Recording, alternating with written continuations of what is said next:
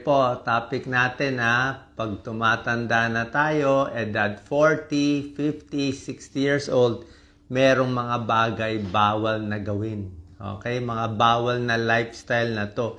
Kasi syempre, pag tumatanda tayo, dapat ang focus natin, pampahaba ng buhay. Okay? Hindi na pwede yung mga dating gawain. Tingnan natin 1 to 18 to. Number 1, dapat controlled na yung mga numbers natin. Anong numbers? Yung blood pressure natin. Hindi na pwede hayaang mataas yan. Pag 40 and above ka na. Yung blood sugar, yan dalawa pinakamahalaga. Blood pressure, dapat mas mababa sa 140/90. Blood sugar, dapat 100 and below. Hindi pwede mataas. Okay? Number 2, ano yung mga bawal pag tumatanda na? Bawal na yung mga junk food. Okay? Mga junk food natin, di ba pag bata tayo, puro tayo chips, chichirya, lahat ng gusto natin, di ba? Pero pag matanda na, hindi na po pwede yan.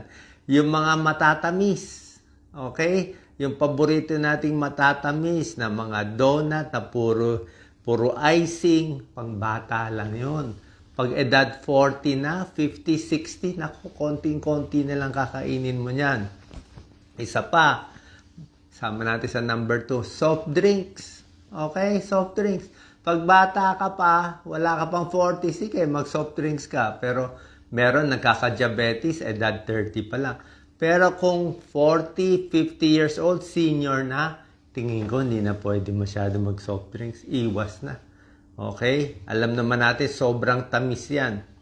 Number 3, pag tumatanda na, bawal na yung maraming kinakain. Diba? Pag bata tayo, talagang all you can eat, kain ng kain, only rice, 2 cups, 3 cups, pag bata yun. Pag tumatanda, tandaan nyo, dapat konti lang ang kinakain. Tingnan nyo yung mga taga-Japan. Kaya mahaba ang buhay ng mga Japanese. Konti lang sila kumain. Tingnan nyo yung mga bento box nila. Ang liliit, di ba?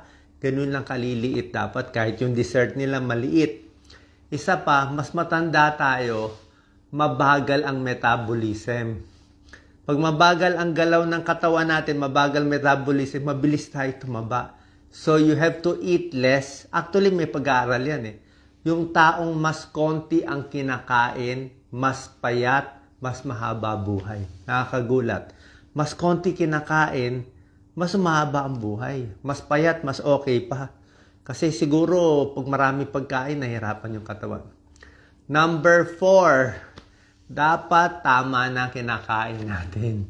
Okay? Hindi na pwede masyadong matataba, mamantika.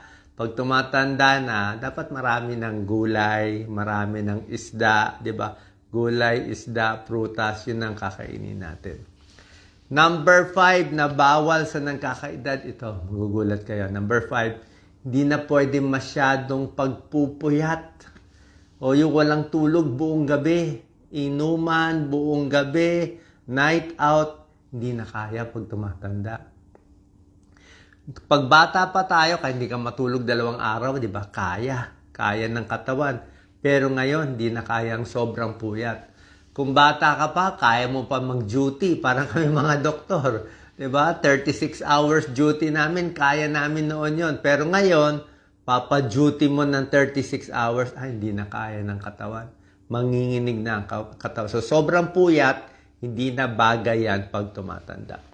Number 6, sobrang stress. Okay? Sobrang galit. Sobrang init ng ulo. Init ng ulo. Pag bata ka, may kaaway ka, sigawan, suntukan, di ba? Pwede, di ba? Baliwala. Pero pag may edad na, delikado po. Ingat kayo sa sobrang galit, sobrang inis. Kahit meron kang pinapagalitan, galit na galit ka, delikado. Baka ma-high blood, baka bigla ka ma-stroke. Di ba? Tsaka pag matanda ka na, nagalit ka, kita mo parang bibigay na yung katawan mo, hihingalin, baka biglang huminto puso, hindi natin masabi. Number 7, okay? Pag bata ka, okay lahat, lakad, takbo, ikot. Pero pag above 40, 50 years old, yung balance napakahalaga. yung balanse. Okay? Kasi ngayon, hindi na pwede pabigla-bigla pag edad 50 pataas. Kasi na-off balance na tayo. Mapapansin nyo yan. Pag-akyat ng hagdanan, pagbaba ng hagdanan, paglakad, medyo unsteady na. Dati, bababa ng hagdanan, walang hawak, di ba? Kayang-kaya natin, bababa tayo, may dala tayong bag. Pero ngayon, maganda hawak na kayo. Kung may kasama, wala namang masama humawak. Mamaya, mamali ka ng tapak, matumba ka. Okay? Number 8. Pag tumatanda na, dapat, ito yung pinaka-secret ko, dahan-dahan sa galaw.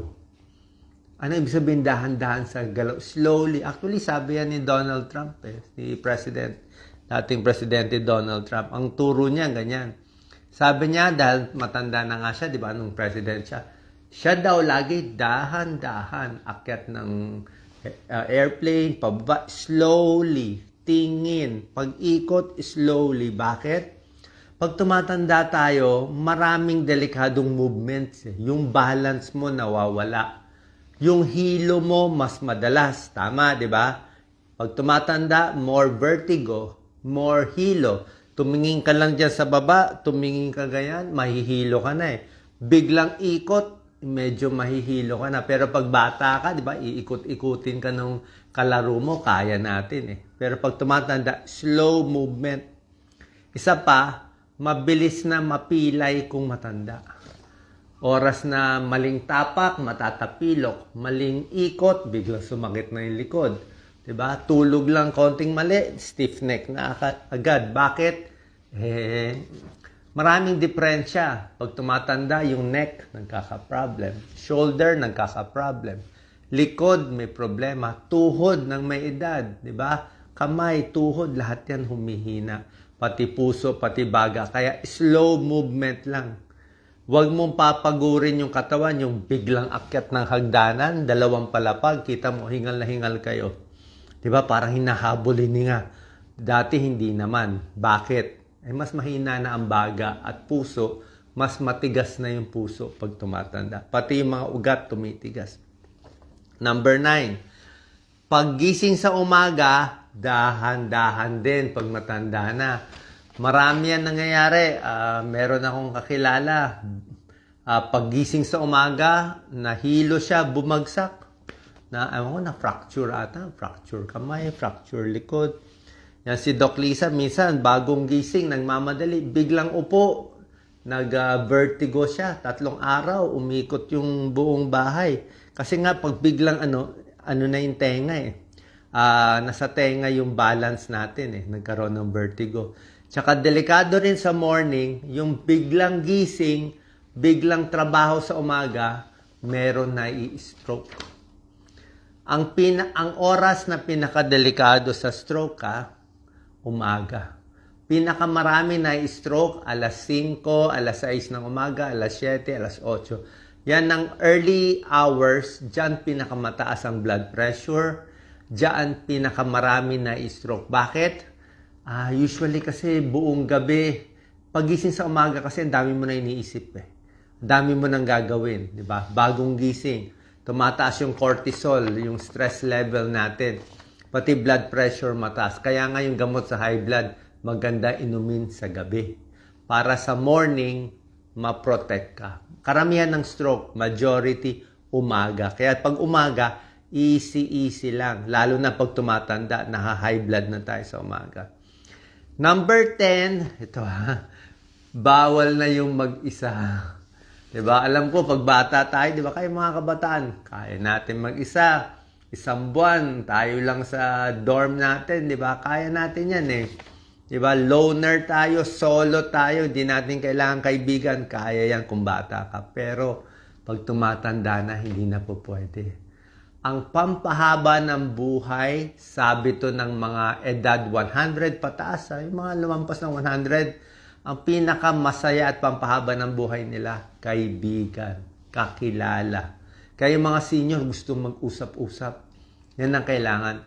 Dapat kasama, may kausap. Kasi pag walang social connection ang tao, kahit pakainin mo ng healthy, okay siya lahat, walang saysay yung buhay Dapat merong kausap lagi ang senior. Laging may kausap. Social connection, pampabata, pampatalino, para hindi maulyanin at pampasaya.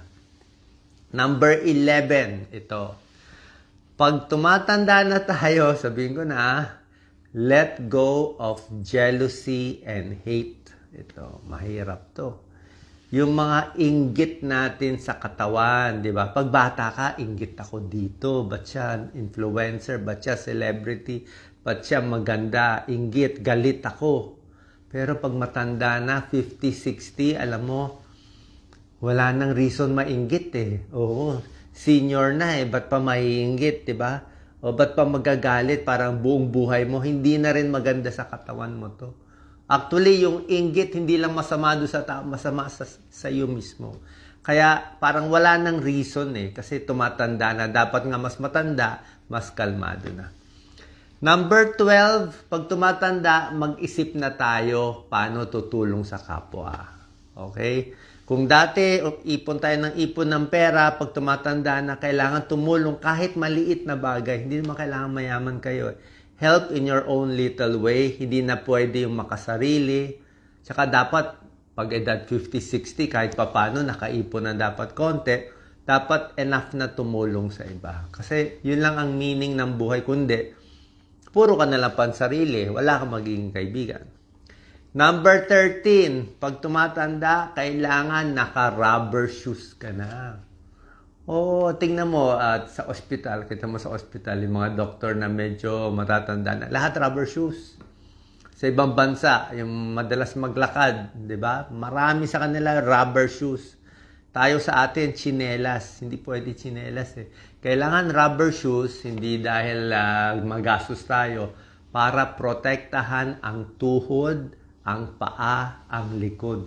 Magandang rubber shoes, kailangan gastusan yan. Kasi para ang tigas-tigas na mga nilalakaran natin sa Pilipinas, ang tigas-tigas. Pag wala kang magandang rubber shoes, mapupudpud ang tuhod mo. Sasakit ng likod. So at least, parang may shock absorber. Parang kotse, di ba? Maganda yung kotse na maganda yung shocks, di ba? Hindi ka nanginginig sa loob, di ba? Kahit na lubak, baliwala. Ang ganda kasi ng shocks, ng shock absorber ng kotse mo. Ganun din. Pag maganda ang rubber shoes, kahit matigas o ano, mas hindi ka matatapilok, hindi ka masusugat, safe ka lagi. Tsaka yung rubber shoes, maganda yung may arch siya, yung may arch. Yung paa na medyo nakataas dito para protected yung arch. So, rubber shoes. At hindi lang rubber shoes, ilakad mo. Diba? Kailangan hindi pwede rubber shoes, nakaupo ka lang sa bahay. Subukan nyo, 3,000 steps a day. Okay lang sa akin, 3,000 steps pag senior na. Bata-bata, sige, 5,000 steps kung malakas, minsan mahina. O, yung 10,000 steps na tinuturo nila, kung kaya lang. Pero kung di kaya, 5,000 pwede na. Pag senior, 3,000, 2,000, pwede na yun kaysa wala. May tulong na yan. May pag-aaral sa senior, 4,500 steps lang. Kasi pag pinilit mo yung 10,000, mapipilayan ka. May injure ka lang. O, maniwala kayo. Tama ba ako? Hindi. Kayo mag-comment. Pinilit nyo 10,000 steps, nilakad nyo. Pangit pa yung rubber shoes nyo. Nakabalat kayo. Kita mo, na-injure kayo. Tapos isang buwan kayo hindi nakalakad. Kasi nga, pag matanda na, dapat unti-unti.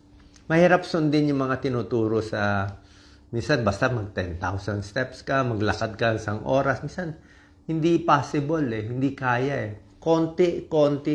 Yan ang turo ng Japanese style. Slowly, dahan-dahan. Number 14, bukod sa paglalakad, kailangan meron tayong konting light weights. Pwede may grocery, yung mga light lang, siguro 2 pounds, 3 pounds. Huwag yung sobrang bigat. Pabili kayo ng dumbbell, 2 pounds, 3 pounds, siguro hanggang 5 pounds, mga 20 times, ganyan. Tapos yung upo tayo, ganyan, no? Upo tayo, maganda yan sa hips, sa sa hita. So, kailangan may konting resistance. Wall push-up, dito sa wall. Wall push-up, maganda yan. Kung nahihirapan kayo, di malapit kayo, madali lang yan. Mas malayo, yung tunay na push-up, kung kaya nyo, pero hindi ko pinapayo. Konting exercise, pwede na yan. Okay? Bawal yung upo ng 7 hours. Diba? Ginawan ko ng video yan. Ang nakaupo ng more than 7 hours a day, maikli ang buhay. Kaya dapat within, lakad-lakad. Para ngayon, after this video, lalakad ako. Number 15, pag tumatanda, gamitin ang utak. Okay? Use your brain na. Hindi na pwede yung matutulog na lang ako. Pilitin mo mag-compute. O, i-compute mo lahat ng utang mo. Hindi, lahat ng, kahit ano, i-compute mo. O, kaya rin, mahilig ka sa basketball o sa football, mag-compute ka na mag-compute, pagganahin na pagganahin. Gumawa ka kunwari ng project, makipagdebate. Kasi, the more you use the brain, hindi ka maulyanin. Basa ng basa. Kasi pag hindi mo ginamit yung utak mo, walang kausap si nanay, si tatay, si lolo, si lola, mauulyanin. Kaya nga, tulad na sinabi ko nga, social connection, kaibigan, di na pwede mag-isa, gamitin yung utak. Kahit mag-retire ka sa trabaho, gumawa ka ng ibang project. Number 16, dapat, pag tumatanda na, safety tips at home. Sobra important to. Kala nyo, ano ba yung safety tips? Naku, naliligo kayo sa banyo nyo. Ngayon kayo, punta kayo sa banyo nyo. Ilang beses kayo muntik madulas sa banyo? Sabihin mo, mag-comment kayo. O, tunay ba sinasabi ko? Ilang beses kayo muntik madulas? Muntik pagdulas, baka tumama yung ulo sa semento. That's it. Diba? Dudugo na yung ulo niya. Kasi yung mga CR natin talaga ang dulas. Ako, ang ginagawa ko, meron kaming rubber mat. Oo. Pero minsan yung rubber mat, nadudumihan din eh. Inaamag yung rubber mat, di ba? Hirap din. Kaya meron ako mga handle. Yung handle sa sidebar. Pakabit kayo ng handle. Tapos, dapat meron talaga eh. Medyo steady. Tsaka, isa pa pala, lagi ako may silya sa banyo. Lagi ako may silya. Plastic na silya. Bakit? Mahirap magkuskus ng paa eh. Kaya nyo magkuskus ng paa, nakatayo, kukuskus. Mahirap. Pag senior, baka mahilo kayo eh. Subukan nyo, silya na lang. Minsan pa naliligo kayo, nabasa yung mata nyo ng sabon. Kaya nyo ba tumayo? Mahirap yun ha. Pag matanda ka na basa yung mata mo, ma-off balance ka. Kung kayo edad 30, hindi ka ma-off balance. Pero pag 40, 50, 60 kayo magsalita, ma-off balance ka na. Kaya safety tips sa floor, sa ligo, sa gabi, hindi na pwede yung walang ilaw. Dapat meron ka ng night light. Meron kang maliit, kahit yung banyo may ilaw. Para paggising mo, pupunta ka sa banyo, tatayo ka, di ba? Pag walang ilaw, baka madapa ka. Ilang beses kayo muntik-muntikan madapa sa madaling araw? Mag-comment kayo. Muntik-muntikan lang yan. Pag natsambahan tayo, yun na yun. Diba? Lagi ko nakikita ang pinaka-cause ng accident at pagkamatay ng senior, hulog. Hulog sa CR, tumama yung ulo, hemorrhage. Hulog sa kama. Pagtayo, natumba. Diba? Laging ganyan. Natumba, na hip fracture. O, pag hip fracture, tuloy-tuloy na yon. Hip fracture, hindi na makalakad, tataba na. Hihiga na lang, hihina ang muscle. Tapos pagkain, mag-aspiration pneumonia, tuloy-tuloy na yon. So, ayaw natin yung unang injury. Kumbaga sa baso, maganda wala pa siyang basag. Kasi oras yung baso na basag na konti, anong nalamat konti? Nahulog eh, na-hip fracture na eh. Natumba na eh, hindi na makatayo eh. Oras na nabasag na siya, mabilis na siya mabasag ulit. So, ganun din sa tao. Oras na na-stroke na, baka magtuloy-tuloy. Oras na napilay na o hindi na makalakad, lagi na naka-wheelchair, tuloy-tuloy na yon. Baka mamaya mag-varicose na, o di ba humina na likod. Kaya dapat pipilit natin maging gumagalaw at independent. Di ba? Ilaw sa gabi, ganyan. Yung lalagyan ng mga handles, safety tips. Pati rin sa magnanakaw, dapat maingat tayo. Ingat din sa aso, pusa, ha? Aso, pusa, minsan may rabies yan. So, mamaya makagat kayo, ingat din. Number 17, to. Pag matanda ka na, be careful na sa weather conditions. Anong weather conditions? Ulan, araw, sobrang init, baka ma-heat stroke. Sobrang ulan, dati naulanan, okay lang. Pag matanda, naulanan ako, baka mapulmonya tayo. Yung lamig, nakakahina ng immune system. Sobrang cold, sobrang hangin, okay? Sobrang init, lahat yan hindi na maganda. So, pag matanda, kita mo mas kailangan mo na mag-jacket. Malalamigin ka na. Di ba? Nilalamig ka na eh.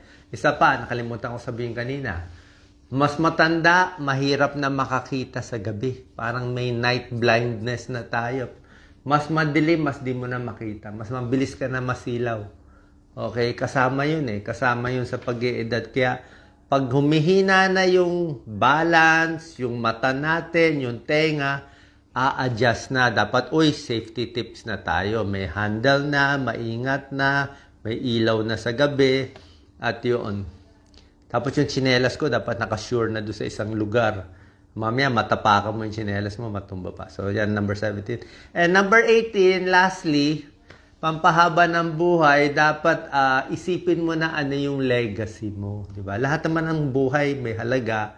Parang mag-iwan ka ng magandang ehemplo sa pamilya mo, magandang ehemplo sa kaibigan, para sa susunod na generation. Meron tayong maiwan na maganda. Kasi yun na lang magiging happiness mo. Parang sabi na ibang tao, nabuhay yan ng matagal puro pansarili lang, wala naman tinulong, pangit din naman, di ba? So pag nawala tayo, mumurahin lang tayo, ayaw rin natin yun. Okay? So yan lang po, ang tulad ng sinasabi ko last message, dahan-dahan lang, ingat-ingat lang, at ito pinaka-message ko, pag edad 40, 50, lalo na pag edad 60, 50-60 pataas, focus na sa mga bagay na magpapahaba ng buhay mo. Kasi mas mahaba ang buhay mo, mas panalo ka. Mas mahaba ang buhay mo, mas mayaman ka. Okay? Kahit maliit lang pera mo, kung na-invest mo in 20 years, diba? Mas mahaba buhay mo, mas mayaman ka pa rin. So, mas mahaba ang buhay, mas may magagawa tayo. At syempre, laging magdarasal. Yan naman pinakamahalaga sa lahat. Salamat po. God bless po. Share po natin sa ating kababayan. God bless.